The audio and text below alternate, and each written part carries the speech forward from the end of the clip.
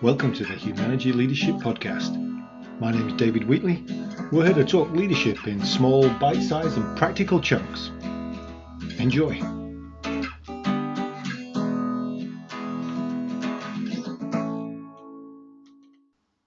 So this is another of our first Friday work sessions, recorded and then shared with you in the podcast. This time, Corey Fernandez talks about stakeholder mapping and how it can help you see the interconnectedness of the relationships around you and identify what is the greater good. So if you're interested in the first Friday sessions, first Friday of every month, that you can register to come and join us at noon Eastern time on Zoom for a great leadership conversation with some people that are just there to learn and share and have some good leadership conversation over lunchtime Eastern time. Go to humanergy.com to register. Here's Corey. Today, we're going to go ahead and get into a topic called stakeholder mapping. But before we do that, I want to set up a little bit of context, of course, just to give you an idea of kind of where this comes from, how this kind of fits into this idea of teamwork and leadership and so on. And as many of you might know, Humanergy has done a lot of work over the years studying teams, and a lot of that work is represented in this book, What Great Teams Do Great. And one of the things that the best teammates do and the best teams do is they spend most of their time trying to focus their choices on the greater good and limit the choices they make that are coming from our self-focus. That's important work, right? That is an important quality of a great team, is that those teammates are really wired to try to amp up those choices for the greater good. And that doesn't happen overnight necessarily. We know that to do that work, to focus on the greater good, oftentimes the best teams focus on setting up well. This is different than planning work and doing work. This actually comes together around focusing on what are the critical things we need to be aware of, what are the critical things that we need to focus on and support each other on, because if we do that work, it's going to influence the planning and the doing in more productive and supportive ways. And so that's an important piece. And so when it comes to this work of stakeholder mapping, it fits within this setup box very much. And one of the stories that we can kind of point to for Humanergy is that we've had a 25 plus year history now with Michigan State University.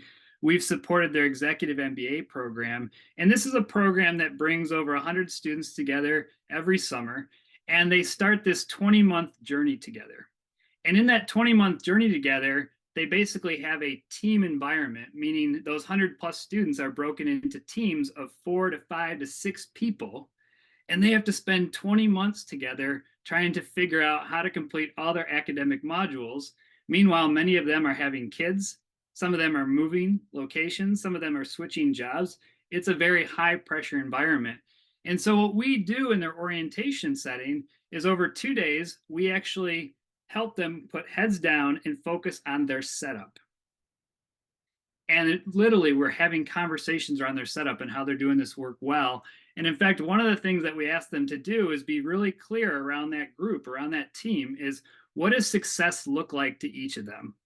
And so all 4 or all 5 or all 6 start to reveal what success looks like for them over that 20-month journey.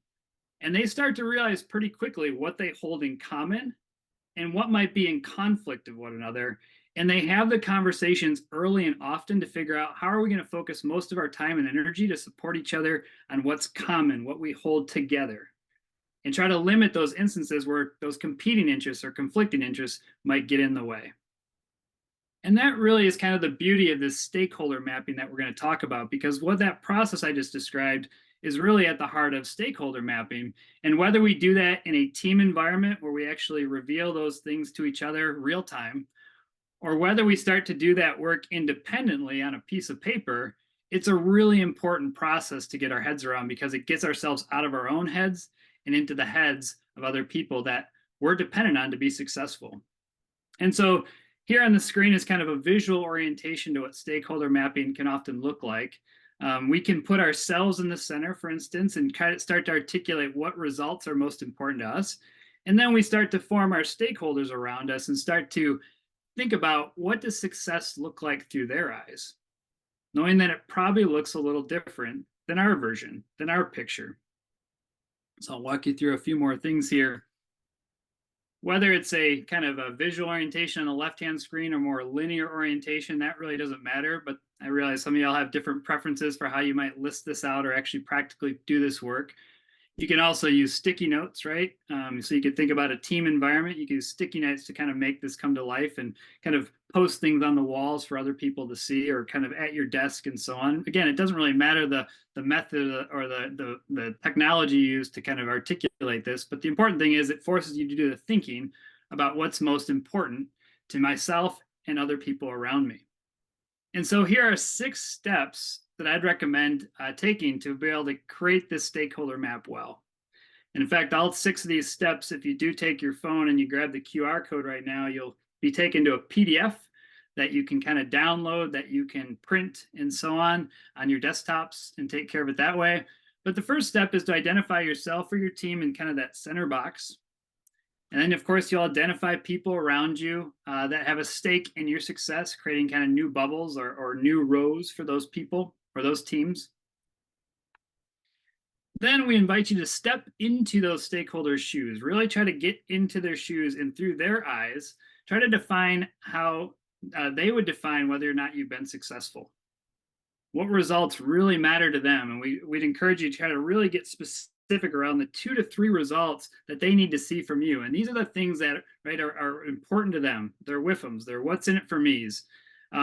These are the things that we want to be aware of, because it might look a little bit different than what's in it for me, right? At the center of that stakeholder map. And as we look at the entire stakeholder map and we identify all the WIFMs around us, can we start to see the 3 to 5 results that really start to summarize all the needs of the stakeholders, or at least the most needs as possible? It starts to give us some clarity around what needs are kind of most important for the greater good of the group, so to speak. And that's a really important kind of clue or really important piece of data to pay attention to. Once we've kind of been able to identify those 3 to 5 kind of collective needs across the entire stakeholder map, can we then take steps 5 and 6 and define the results with clear metrics and targets, try to get really clear on what some of those measurables are going to look like, and make sure we're clear on the timeline required, right? How urgent or how much of a priority some of these things are going to be to different stakeholder groups and so on, so we can kind of dial in the urgency that's required to do this work well. And this really becomes the foundation of our success, kind of how we start to see the world beyond our own eyes. It expands our own reality to give us a really strong foundation of what the greater good looks like. So that's kind of the basics of what we're getting at here. This isn't necessarily a complex set of steps, but the thinking actually can be really complex. And oftentimes, if we don't know what success looks like to a stakeholder, that's an invitation for us to go have a conversation. That's an important clue that we actually need to seek clarity with that stakeholder before making assumptions, or else we might be acting on the wrong assumptions and actually spending our time in the wrong directions without having that clarity. Okay, again, that QR code can give you these steps, right? And make these available to you at your desktop if you grab that. But I'm going to move us forward here, and I can put this back on the screen if you need to. Just let us know in the chat. And this is an example, for instance, of what this might look like to a leader. So this is actually kind of an example where if you have an HR leader, for instance, where they're trying to lift up a performance management system, a performance management process in their organization, they would start to see how all these stakeholders form around them, right? And in the middle box, they kind of list the criteria that are going to be most important to them, making sure they have clarity around, this is a replicable across all departments. This is going to give each employee kind of clarity around goals and expectations. Of course, that's what you'd expect out of a performance management process. But I think what's interesting around this one, right, is really thinking about how this is a kind of a recruitment competitive advantage over time. This is an important criteria to this leader. They wanted this performance management process not just to be something that kind of helps people check the box, but it's something that really helps people develop across their career, and it can become an advantage to retain and recruit their people. And so again, those are important to them, and it's going to look different for those various stakeholders, but how can they then crystallize that into the 3 to 5 needs that are going to really be well suited for the collective group here? And then once you have that map in place, it gives you an opportunity to ask some really great questions, right? What are your observations? What are you seeing across that entire map? What am I learning? Where do I have high trust with certain stakeholders? Where might I have low trust? Where might I have to spend some time and energy building trust with certain stakeholders to be successful, to make sure I can follow through on what's important to them and what's important to the entire group? With this larger reality in front of me, what needs to get done? I can start to prioritize. I can really start to figure out where I need to put some energy, right? To again, focus on the largest collective need for the group. And this is where it starts to really help us dial in on the types of conversations and decision making we need to go after, how we can start to think about where we spend energy to really satisfy the greatest number of needs, where I can seek win-win resolutions and be aware of some of those ways to negotiate for a win-win, how I can help keep certain stakeholders in the loop so that they can be aware of progress or issues that pop up and not be left in the dark. Again, because we're all connected to this reality. So these are important things for me to keep aware of, that I can dial in my leadership and succeed and help everyone succeed with greater influence and credibility. And what we often invite people to do is, once they've actually built this out, once they've actually kind of created this stakeholder map, it becomes really helpful to share this reality with other stakeholders, help them refine it, help them clarify maybe my understanding if I had some gaps in what was important to certain stakeholders. Those revisions can be really helpful. This can give me some ideas for how to prioritize, again, future conversations, making win-win the standard for the way we go about solving issues together, and making sure I'm aware of where I need to share progress and check in with various stakeholders across that map. And so a couple thoughts too on when this becomes really useful to use. Think about starting a new role, for instance. My boss and I, we're a team. And so are we clear about what's important to each one of us? Am I clear jumping into a new role around the other stakeholders I need to depend on to be successful? And can I start that stakeholder map process to really get clear on what's going to help me be successful in that role? And so I think this is an important thing that we can step into when we're starting a new role. If we're leading a new project or initiative, how do we start to think about that work with the stakeholders we're connected to? If you think about some of the ways that the world has changed around us recently, right? Certainly when the pandemic shifted, that shifted a lot of things for various stakeholders, right? So are we using that mapping to be clear on the new reality in front of us for ourselves and others, and how we might have to readjust some of our priorities? Those are all really good indicators that this is a time to really get clear on the needs of our stakeholders as ourselves, and do the work to meet the needs of to meet the greatest needs of that collective group. And the last piece I'd offer too is, even this is useful outside of our work setting. I had a client who was sharing how they just went on the best vacation they've taken this past summer. And they described them before they went on that vacation, they had their entire family, each individual, list out what they would prioritize, what they wanted to get out of that time together. And that planning, that clarity around everyone around the table allowed them to really prioritize the types of scheduling they need to put into that trip, so that they could, again, meet the greatest needs of the collective family. And it really set that family up for a great trip, just because they are aware of that ahead of time, and not trying to overemphasize too many things for one person while the other 3 or 4 people weren't getting a chance to do the things they wanted to do on that trip. It was a great example of us seeing an opportunity for the greater good to come together, and then making choices that serve that greater good.